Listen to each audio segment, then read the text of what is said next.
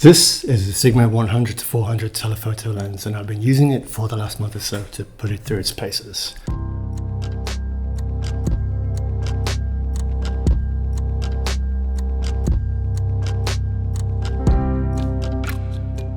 So I took this lens with me on my last trip to Namibia, which is an absolutely brilliant place to try out a lens like this, as there are so many opportunities there for abstract landscapes and places where you want to pull distant scenes closer to you, as well as trying out a little bit of wildlife, which admittedly is outside of my comfort zone. So when I did this trip last year, I took the Fuji 150-600mm, which is an amazing lens, but it's a little bit longer than I needed. And I found myself wanting something more around the 100mm area and really noticing that gap. But if you're thinking about this lens, you're probably also looking at that lens as well as Fuji's own 100-400 and probably the 70-300, which has a similar focal length to this and is a lens that I really like. So while I've used all those lenses in the past, I don't own any of them, so I can't make a direct comparison of image quality with this lens. And so this review will just be taking this lens on its own merits, and I have to say I have really enjoyed using it. It is a very nice lens. Okay, so right off the bat, the build quality of this is really nice. It feels like an all-metal construction, and there's a reassuring heft to it. It doesn't feel as bomb-proof as the Fuji 100-400, but it's around 250 grams lighter and a little bit smaller than that lens. It is weather sealed. Over the last couple of weeks, I've been using this in Namibia, and we've been exposed to some incredibly extreme weather, some really strong winds and extreme sand, which is pretty much the norm for desert photography, and it's still handling really well. I've not had any issues with its performance after a month of using it. All its rings are functioning as they did, and there's been no sand getting into the mechanisms. You can see it has a rubber gasket here to keep dirt out of the lens mount.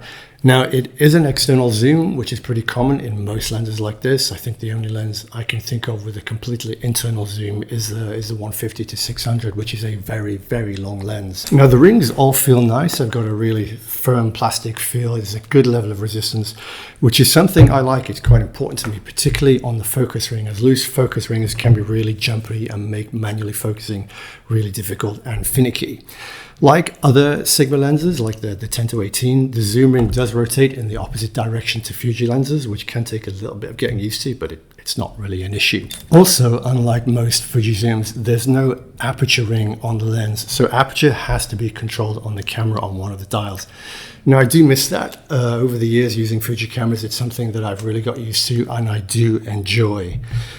I didn't notice any zoom crimp on the lens. I've used it for a month. It does have a lock button, so you can lock it at its shortest focal length. But moving the lens around a lot over the last month, I really didn't feel any creep at all, and the mechanisms are very tight.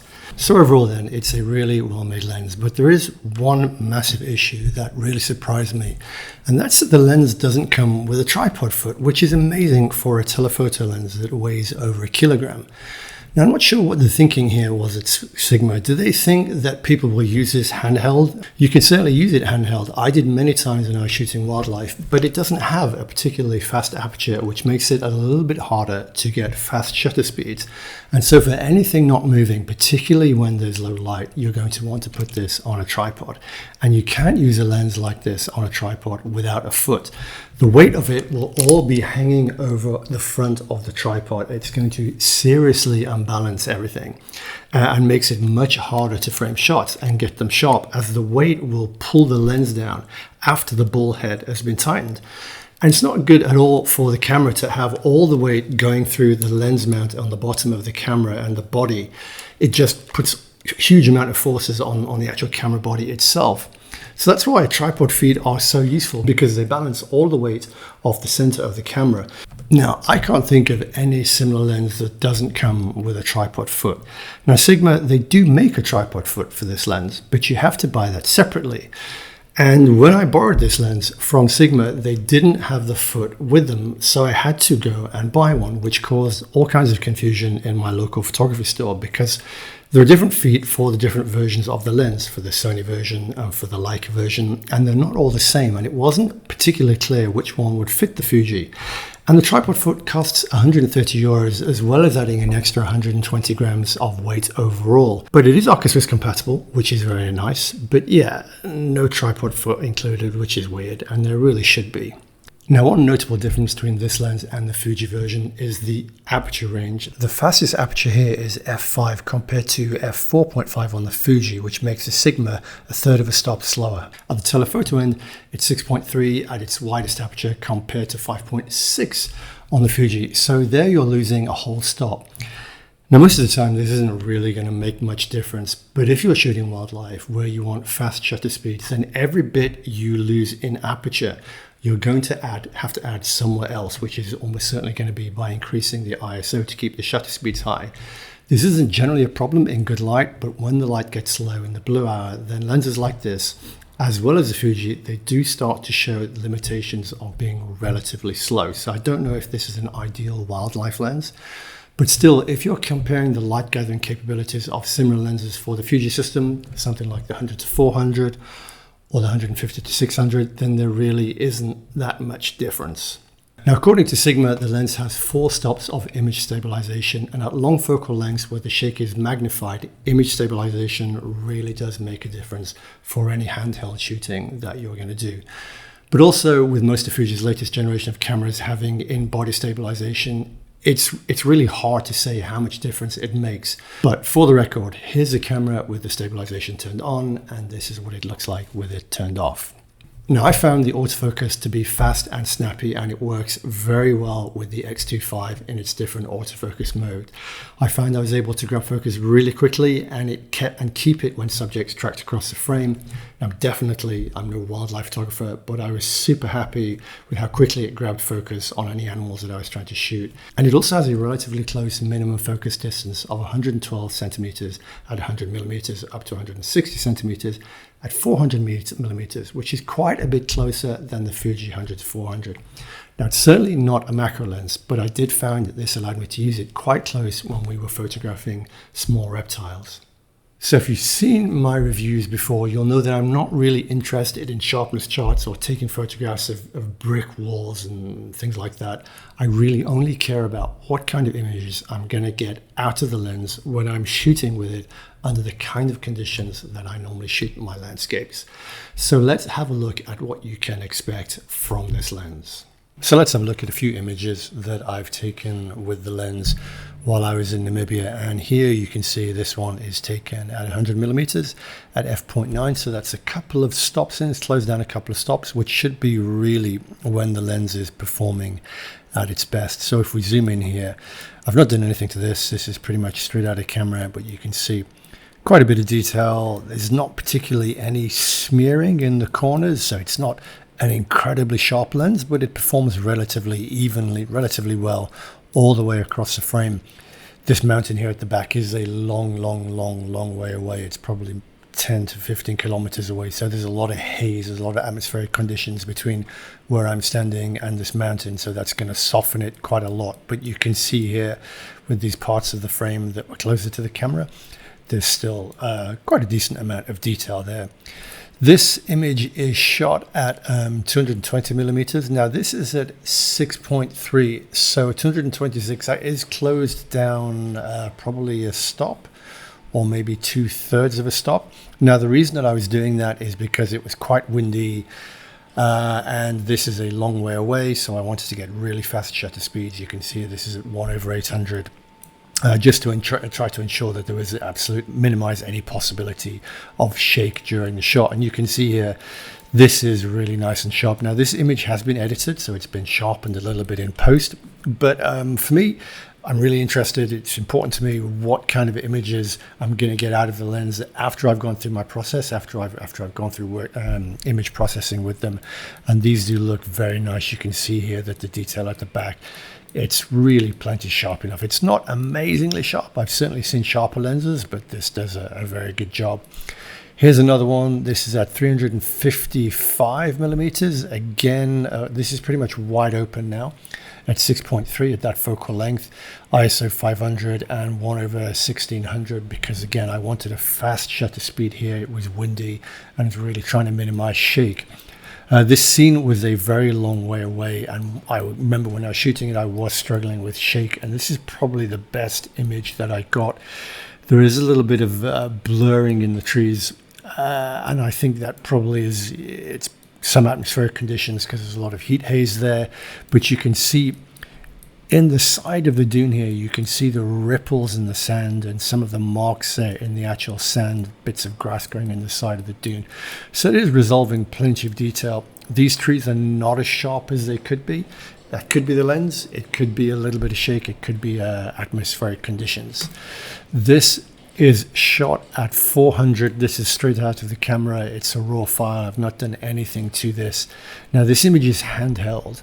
Again, 1/1000, wide open. So if I close this down, then I could have probably got a little bit sharper, but then I'd have been sacrificing shutter speed and would have probably been worrying about image shake. But again, these trees are a very long way away. This is a very distant scene in the Namibia. These are kilometers and kilometers away from the hill that I'm standing on. You could see there was just a strip of light illuminating part of the landscape there, and this I'm quite happy with for a handheld shot. It's certainly as good as I would expect from something like the 70-300.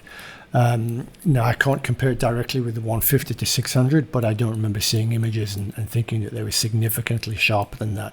There's plenty of detail here, and by the time this has been sharpened just a little bit, it's going to look great. A couple more here. This is shot at 174 millimeters. Again, super fast shutter speed and wide open.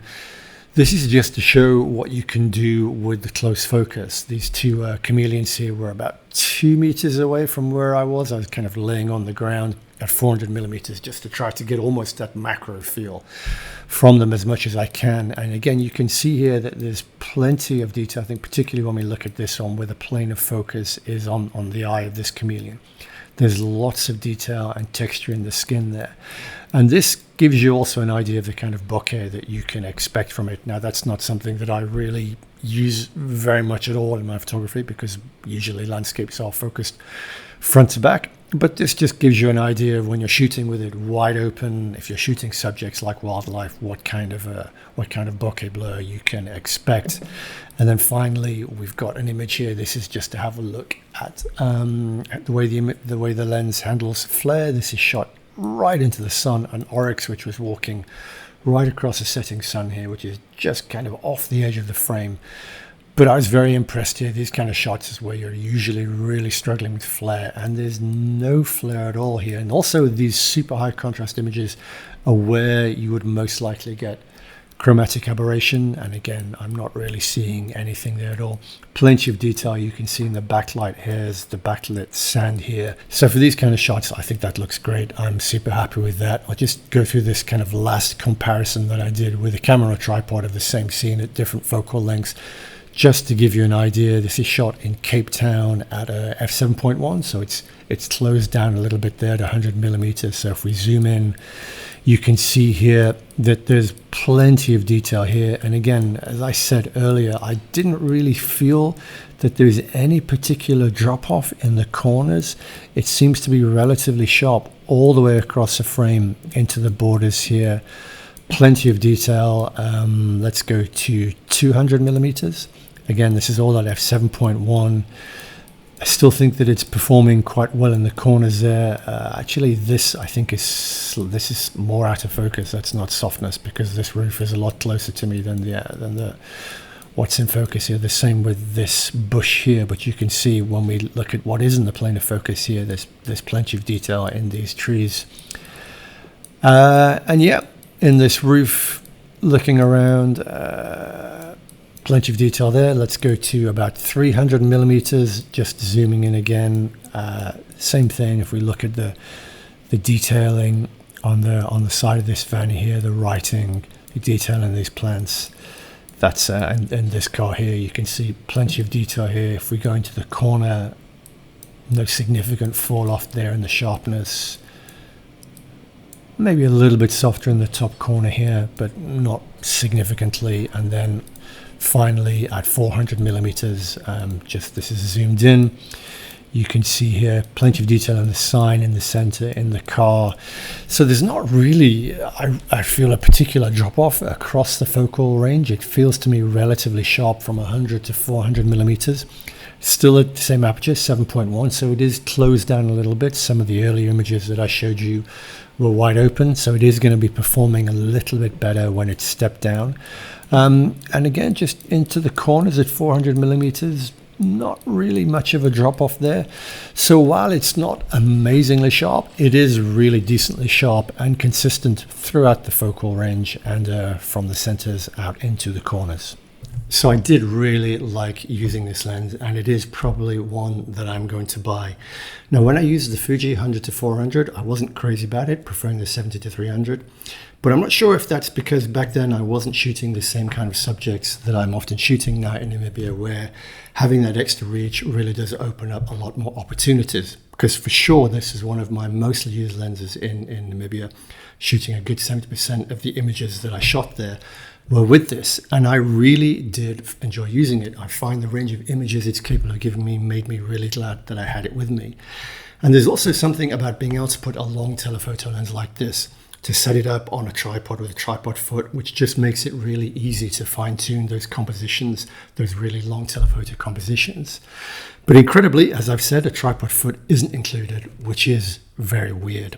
Now, it is sharp throughout the zoom range, it focuses fast, it's pretty resilient to some really nasty conditions, and the close focus distance can also be really useful. It's not a fast lens, so it's not ideal for low light shooting when you need a faster shutter speed. But overall, I can see this as being my go-to telephoto zoom going forward, unless I want to go really, really light. It really is a lot of fun to use, and just the creative opportunities that I found with this lens have been really, really, really nice. So that's it for this review. I hope it's been interesting and I hope it's been useful. If you've got any questions at all, just drop me a comment below or drop an email and I will get back to you. And if you enjoy my photography, if you enjoy the way I shoot, I'd love to have you join me on a workshop.